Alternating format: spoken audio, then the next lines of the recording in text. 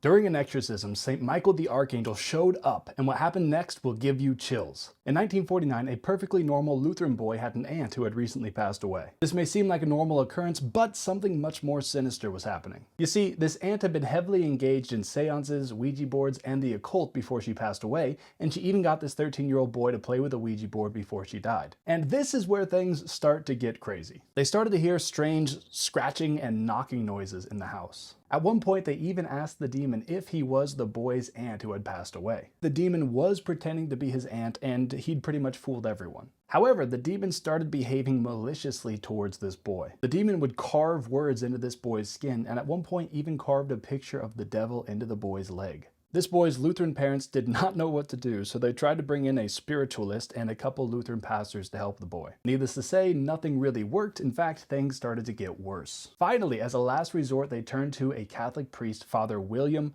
Bodern. The priest came to investigate and determined that indeed this boy was being tormented by a demon. Shortly thereafter, he received permission from his bishop to start the exorcism, and this is where things really get interesting. During the course of the exorcism, this 13-year-old boy became so strong it took several grown men to hold him down. He recoiled violently from blessed items, from holy water, and from the most holy Eucharist. And he knew things that would have been naturally impossible for him to know. At one point, he allegedly even told his family where his dead aunt had hidden a box full of money. Now, this exorcism ended up getting so much publicity that it's one of the most well-documented exorcisms of all time. In fact, the famous movie The Exorcist is actually loosely based off of this case file. Now, Father William Bodern and his team had been battling Satan for what felt like forever, and some were starting to give up hope. But then, this happened. St. Michael the Archangel showed up, and in a voice that was not the boy's own, he said this: "Satan, Satan, I am St. Michael. I command you, Satan, and the other evil spirits to leave the body in the name of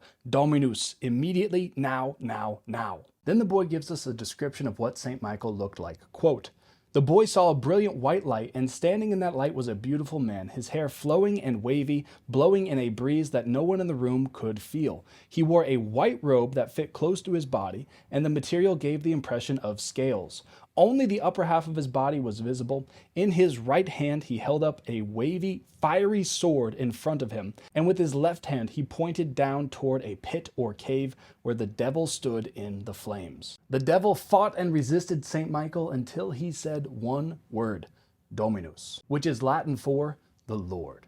And with that, the devil and about 10 of his companions were cast out of this boy and into hell screaming. After this, the demon left and never bothered the boy again. In the book of Revelation, a war breaks out between the kingdom of God and the kingdom of Satan, and Michael is the one who casts Lucifer into hell. Lucifer, by his nature, was one of the highest angels, and Michael, by his nature, was one of the lower angels, an archangel. But Michael's name literally means who is like God. Lucifer says, I am like God. St. Michael says, who is like God, and then by his humility casts him into hell. It's what St. Michael did at the beginning of time, and it's what he's still doing today. Now here's the best part of this whole story. The boy and his entire family ended up becoming Catholic. So what's the point of all this? Well, where sin abounds, there grace abounds all the more. It's entirely possible that if this boy hadn't suffered possession, then he and his family would have died outside of communion with the church and with Jesus Christ. God only permits evil in order to bring about a greater good and to show forth his glory. If you enjoyed that and you want to see another true story about an exorcism, click on this video next. And send this to a friend who needs to know.